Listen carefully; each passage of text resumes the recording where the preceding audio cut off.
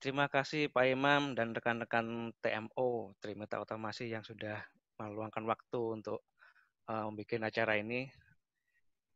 Terima kasih juga untuk ngasih kepercayaan kepada saya buat ngisi, walaupun kita nggak bertatap muka, jadi harapannya masih bisa dapat ya tentunya materinya.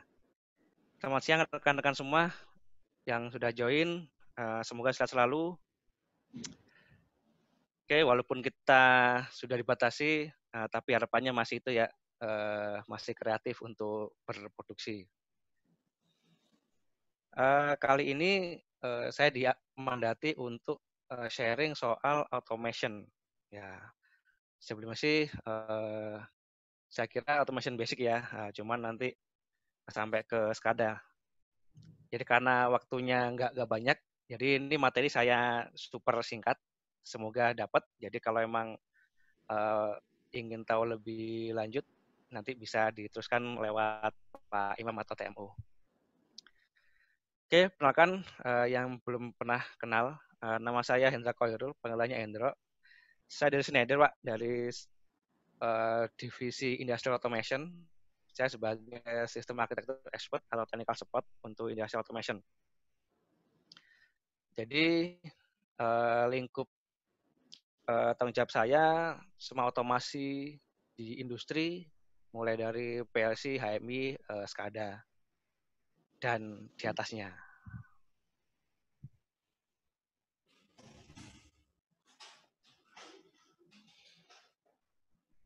Oke, automation. Automation itu apa? Sebelumnya saya ingin kenalkan dulu tentang apa sih automation, kenapa jadi ada automation. Kalau kita ngomong automation, kita kan selalu ingat tentang revolusi industri, Pak ya. Jadi mulai dari industri 1.0 sampai yang sekarang yang digaung-gaungkan sama pemerintah kita ya industri 4.0. Itu sebenarnya dimulai dari abad 19. Jadi itu yang teknologi industri itu ketika mulai ditemukan mesin uap, ya kan, mesin uap kalau nggak salah si Pak itu ya Pak James Watt ya. Itu mulai terjadi revolusi industri yang pertama. Jadi yang tadinya masih manusia manual mulai digerakkan oleh mesin-mesin. Jadi sudah ada mechanical gitu untuk menggerakkan mesin-mesin. Kemudian abad 19 itu ditemukan listrik ya elektrik oleh Pak Thomas. Itu jadi yang tadinya teknologi mesin yang digerakkan oleh uap sekarang diambil alih oleh energi karena lebih apa ya lebih praktis dibanding dengan mesin uap. Karena ada energi listrik, sekarang semua teknologi saat itu mulai mengembangkan dengan menggunakan tenaga listrik. Saat itu belum ada otomatis, jadi masih menggunakan listrik, tapi masih menggunakan operator manusia. Sehingga ke abad 20 itu abad kita sekarang ini, industri mulai bergerak sejak tahun 1968 Bapak Dick Morley menemukan PLC yang pertama yaitu Modicon. Modicon tuh kalau nggak salah singkatannya modular discrete controller ya, yaitu PLC pertama yang ditemukan yang kemudian sekarang ini berganti nama menjadi Schneider. Jadi Modicon tuh mulai bergerak di abad 20 untuk mulai ke automation. Jadi automation saat itu belum semuanya PLC. Jadi nggak harus PLC, jadi mulai otomatisasi. Jadi yang tadinya tuh masih manual mulai bertahap menjadi otomatis. Mulai ada penggunaan relay, penggunaan timer, dan seterusnya. Kemudian berkembang ke teknologi komputer. Teknologi komputer sangat cepat sekali. Sehingga muncul ada teknologi HMI dan lain-lain dan SCADA. SCADA itu ya digerakkan di abad ini, di industri 3.0.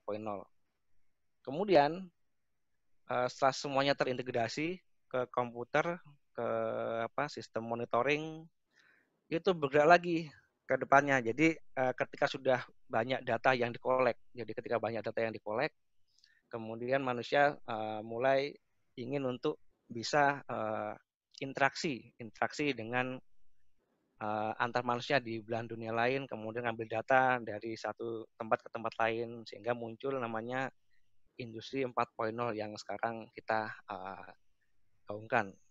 Yang sekarang orang bilangnya namanya digitalisasi. Jadi istilah digitalisasi itu sebenarnya sudah mulai di industri 3.0 ketika semuanya sudah bergerak merubah ke energi listrik menjadi energi digital. Kan.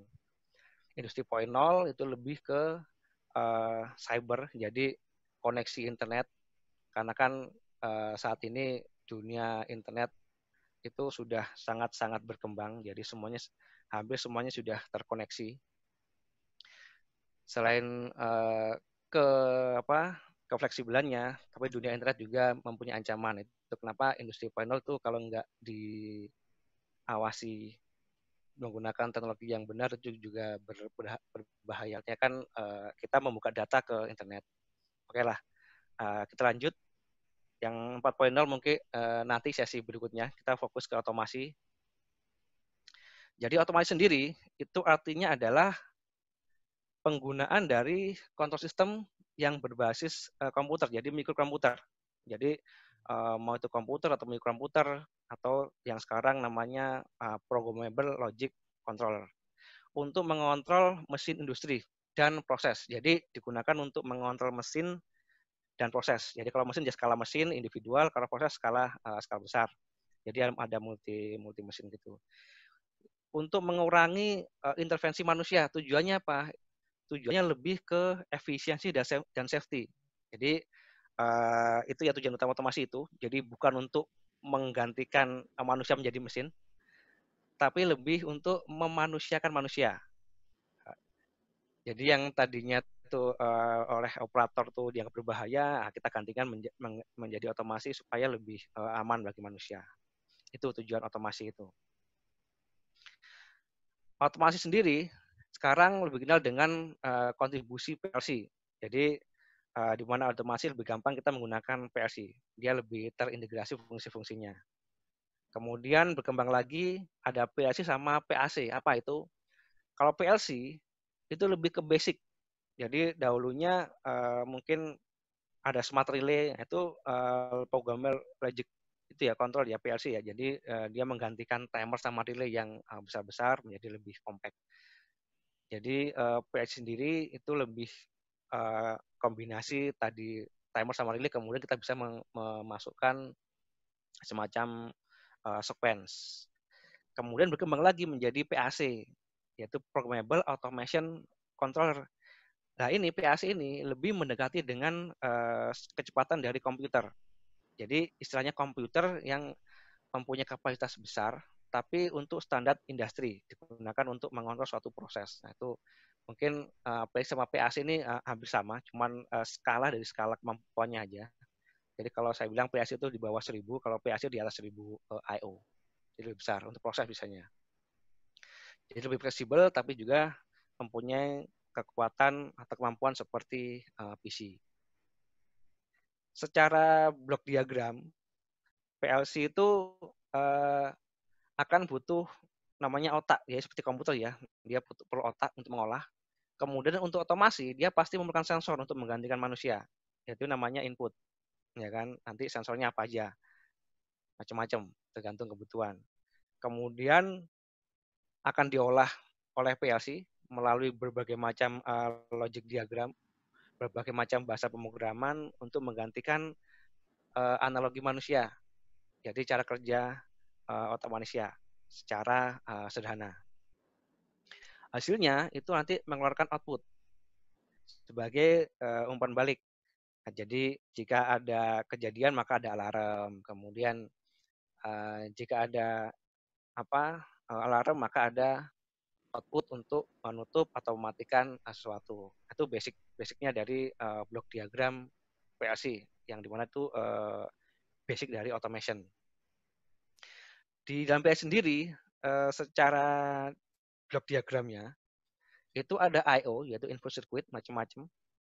kemudian CPU, kemudian memori pasti. Jadi tempat kita untuk seperti komputer lah. Jadi kalau kita membuat program itu akan disimpan di memori, di data, kemudian yang di running itu akan masuk di RAM kalau di komputer. Itu ada di program. Jadi CPU merunning program untuk mengolah data dari input menjadi suatu output.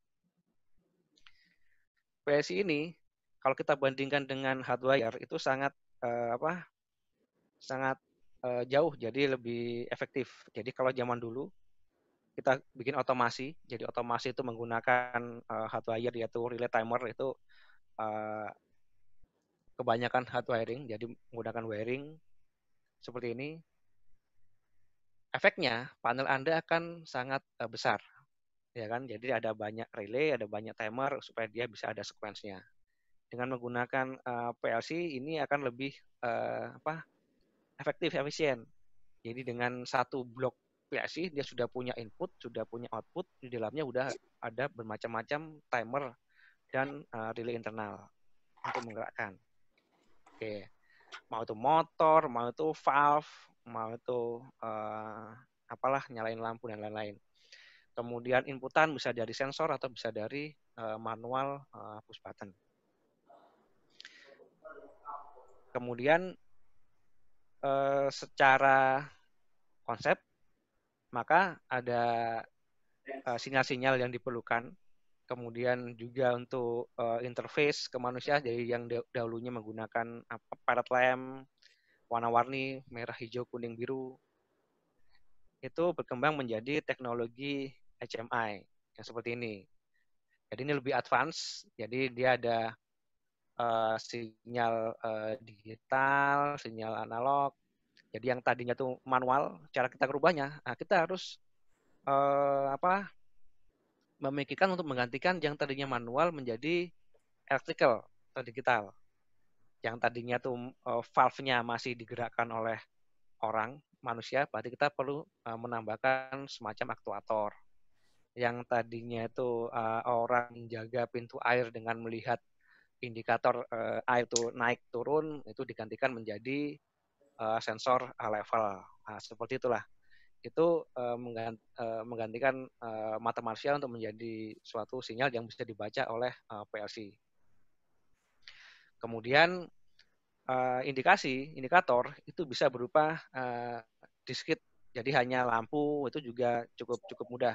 Sekarang juga fungsi beacon ini, lampu pad lamp itu masih banyak yang membutuhkan. Jadi meskipun kita udah menggantikan itu menjadi suatu HMI yang touchscreen yang kita pasang di panel, tapi beberapa orang itu tetap suka kalau tetap ada indikator lampu merah, bawah, kuning, hijau dan lain-lain. Jadi saat dia masih panel independen ya, belum terkoneksi ke mana-mana ke SCADA, itu dibutuhkan orang itu bisa melihat dari jauh statusnya. Oh sekarang fan itu running, motor itu running, pompa itu running, dengan hanya melirik. Jadi ketika hijau lampunya, oke berarti dia running. Oh merah berarti dia stop. Oh kuning berarti dia ada masalah. Nah, kemudian dia baru datang ke panelnya. Jadi saat ini mungkin ada yang belum mau digantikan oleh HMI. Padahal HMI lebih praktis. Jadi dengan tampilan ini semuanya data sudah bisa ditampung. Kemudian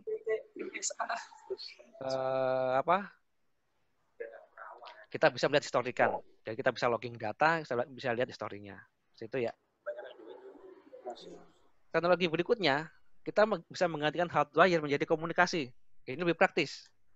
Jadi yang tadinya interkoneksi inverter, kemudian sensor, yang tadi menggunakan hardwire 420 mA, 010 volt, kita bisa baca menggunakan teknologi komunikasi. Mau CAN open, mau Modbus, mau Profibus, dan lain-lain. Nah, fungsi ini itu sangat akan memudahkan efisiensi kita untuk penarikan kabel. Jadi lebih efisien, tapi data yang didapat tetap sama. Oke, kemudian berikutnya setelah kita tahu ya fungsi dari cara untuk merubah yang tadinya manual menjadi otomasi, semua data jadi digital, maka yang kita perlukan adalah PLC. apa sih PLC yang kita punya contohnya? Jadi saat ini Schneider yang punya beberapa PLC itu yang paling dasar tuh ada M221. Jadi kita punya beberapa macam PLC sesuai kebutuhan. Jadi nggak semuanya kita harus gunakan PLC yang mahal. Jadi kalau emang kebutuhannya nggak besar, I/O-nya kecil, cukup yang basic. Ada M221 atau M241 dan yang lain. Nanti lebih ke saya akan jelaskan tentang perbedaannya.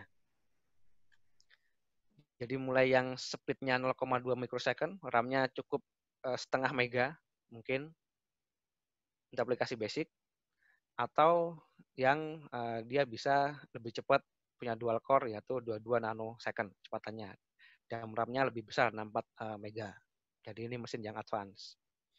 Kemudian jika dibutuhkan yang bisa integrasi ke cloud, itu dia lebih cepat jadi 3,5 nanosecond, kemudian RAM lebih besar. Mega. Oke, kemudian yang pertama M21 seperti ini. Jadi kalau ini basic ya. Jadi kalau sekarang di kita itu hampir semua PLC itu selalu ada port Ethernet. Jadi yang dahulunya itu port Ethernet itu opsional, sekarang menjadi kebutuhan dasar. Kenapa? Karena memudahkan kita untuk integrasi. Apalagi sekarang udah dunia IoT, Internet of Things. Semuanya bisa kita lempar ke teknologi cloud, internet. Jadi M21 dia udah cukup untuk aplikasi dasar. Kemudian dia juga support untuk komunikasi serial di antara device yang serial atau bisa dikombine. Kemudian berikutnya adalah di atasnya. Jadi jika dibutuhkan aplikasinya lebih kompleks, jadi multi PID, advanced PID, cascade PID, nah itu untuk mesin itu bisa menggunakan di atasnya yaitu M241 atau 251. Jadi selain dia lebih cepat, kemudian selain juga komunikasi juga lebih banyak, dia juga udah support untuk web server. Jadi ini sangat memudahkan. Jadi kalau kita punya mesin, kemudian kita ingin memonitor dengan gadget kita, kita bisa mengakses ke web servernya si PLC ini. Lebih praktis. Sekarang kan teknologi wireless udah umum, udah common, udah banyak dan nggak mahal. Jadi mudah untuk dikembangkan. Kemudian integrasi ke atas, karena dia udah support OPC, OPC UA tepatnya, nah itu bisa integrasi ke hampir semua macam HMI atau SCADA. Jadi kalau ada mesin baru, kemudian existing SCADA itu bisa diintegrasikan dengan mudah untuk mengambil datanya. Kemudian berikutnya setelah 241 ada 251. Kalau di Schneider ini kita fungsikan sebagai data kolektor. Jadi kalau di bawahnya ada beberapa M221, setelah ada 5 mesin, nanti sebelum semua di-upload ke cloud, ke SCADA itu bisa di collect dengan M251. Kenapa? Karena dia punya dual internet, jadi dua IP. Jadi kita bisa memisahkan jaringan di pabrik dengan jaringan di kantor di IT. Nah, ini kalau kita udah berhadapan dengan sistem yang atau mesin yang banyak yang diintegrasikan, itu sangat perlu kita untuk bisa memisahkan jaringan. Ya kan, kalau orang IT pasti paham itu untuk menghindari flooding di network.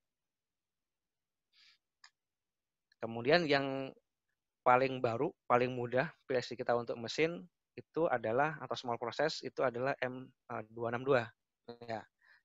Jadi kalau ini kita bisa multi network. Jadi seperti tadi 251 yang bisa memisahkan dua network, kalau ini bisa memisahkan sampai 3 jaringan. Jadi ada yang mungkin untuk ke cloud, ya. Ini PLC kita yang bisa langsung direct ke cloud tanpa melalui server gateway. Yang penting ada koneksi internet, modem dan lain-lain.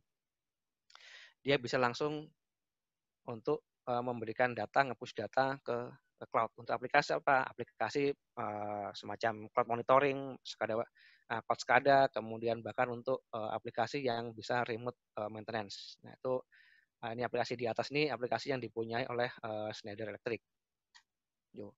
Kemudian PLC ini juga support PLC level mesin yang support dengan namanya remote I/O. Jadi kalau rekan-rekan punya sensor yang agak jauh, kita bisa memasangkan remote I/O, namanya TM3BC.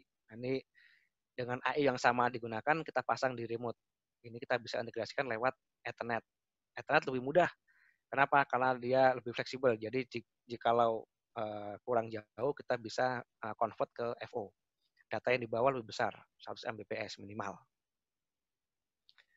Itu kemudian bisa digunakan untuk komunikasi antar PLC, integrasi, koordinasi juga bisa. Kemudian yang tadi itu dia udah support untuk cyber security. Kenapa? Karena itu wajib jika PLC ini bisa untuk integrasi ke cloud, dia wajib support untuk cyber security. Apa itu cyber security? Dia bisa menolak semua service yang tidak berhubungan dengan si logiknya si PLC. Jadi kalau virus nggak mungkin, karena kan dia PLC bukan komputer, tapi karena dia membawa data yang lewat Ethernet itu bisa di carry lewat Ethernet. Nah, itu nanti si PLC kalau dia nggak dibekali dengan cyber security itu bisa mempengaruhi ke sistemnya si CPU. Oke, kemudian tadi otomasi, sensor, ada PLC. Yang kedua human interface, jadi indikator. Jadi kalau nggak ada HMI, maka manusia tidak bisa melihat apa yang sedang terjadi, apakah ada yang masalah, sekarang prosesnya sampai di mana, kemudian ketika kita mau melakukan perubahan itu lewat mana. Itu namanya human user interface atau HMI.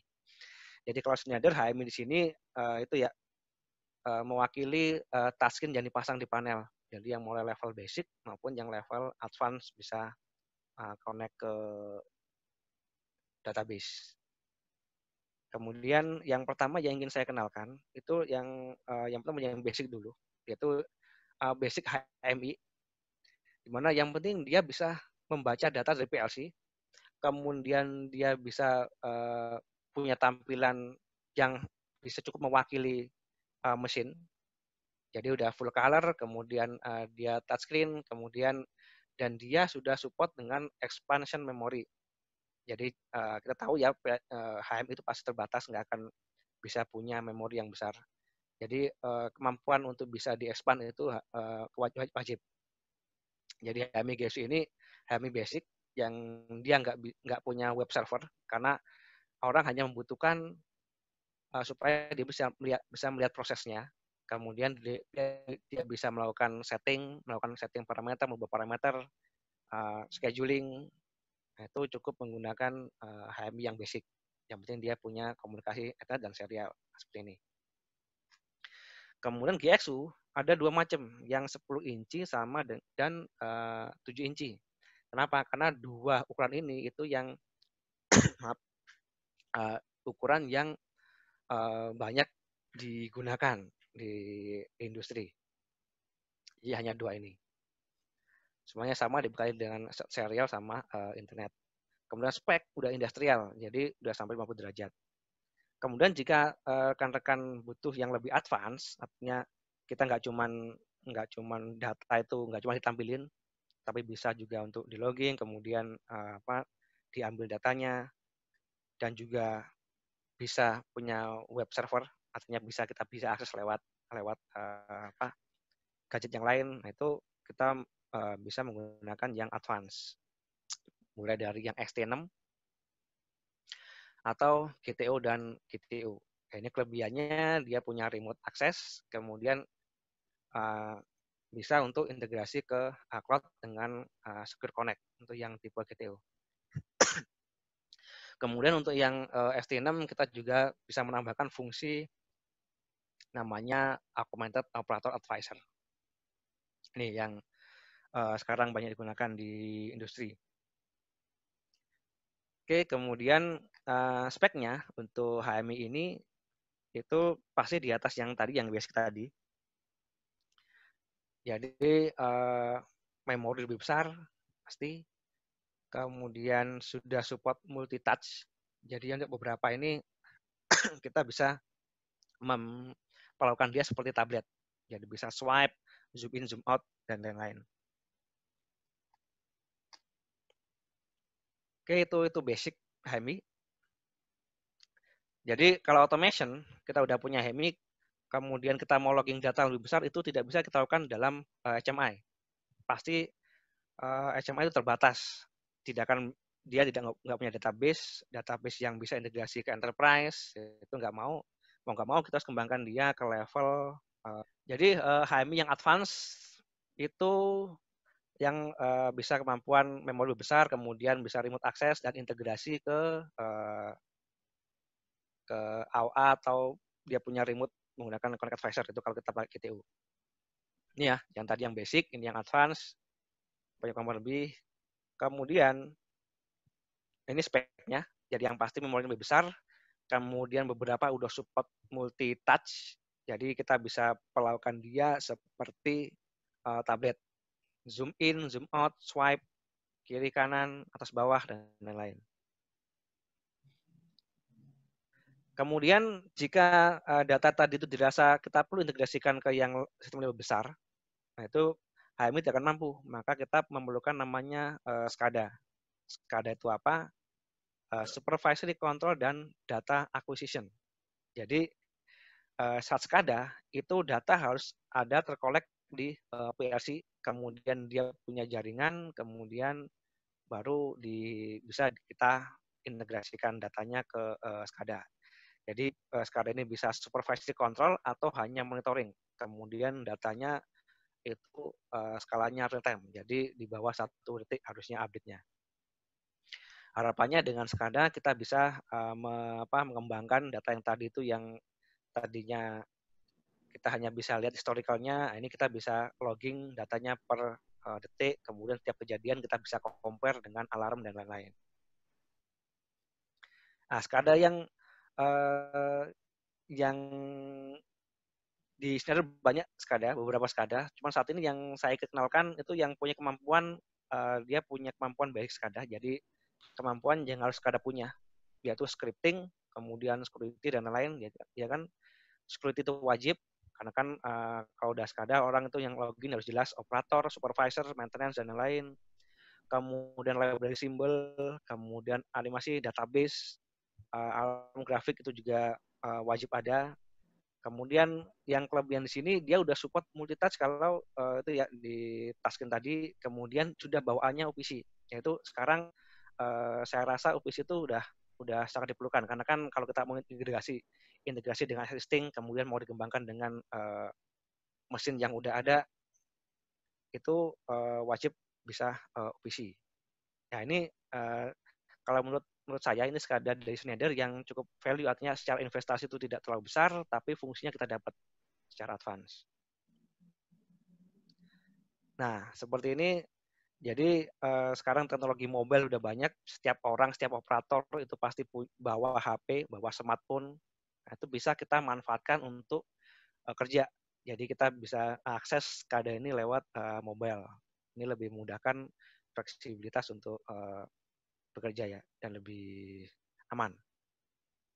Kemudian support MQTT. Kenapa? Karena kalau kita mau kembangkan ke cloud, maka protokol MQTT salah satu protokol yang cukup secure untuk nge-push data ke cloud aplikasi.